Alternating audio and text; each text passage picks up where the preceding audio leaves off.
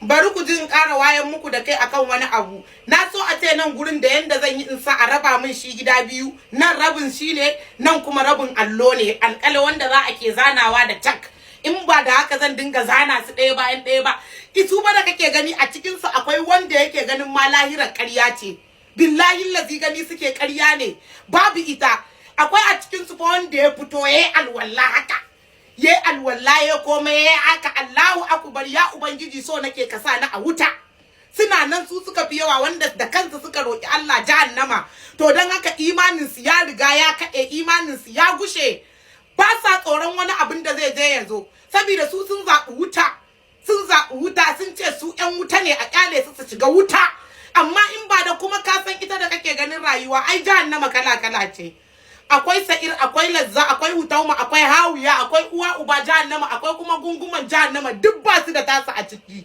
Tasu tana nan special wance aka ware musu ita, wanda mu kanmu ba mu santa ba.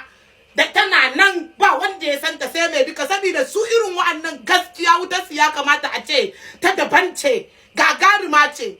Saboda zunubin su ya wuce inda ake tunani. An ɗauki ran ɗan adam ba a bakin komai ba. Kana tafiya kana fargaba, nan idan zaka je Abuja ko Kaduna, ni da ma ban taba zuwa ba, a fargaba kake.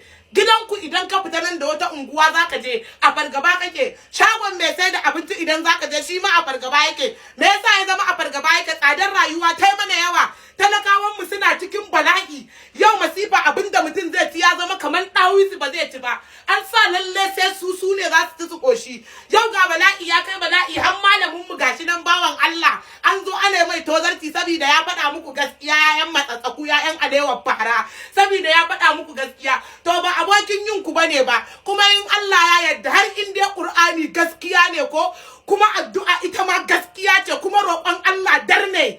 Duk sai kun gane Allah da girma yake. Yanda kuka taɓa wannan mutumin, baki na wallahi baya faɗuwa ƙasa banza. Na rantse da girman Allah, na rantse da girman Allah. Yanda na kasa bacci da naga wannan abun, ba dama ba baccin suke yi ba. Ba bacci suke yi ba.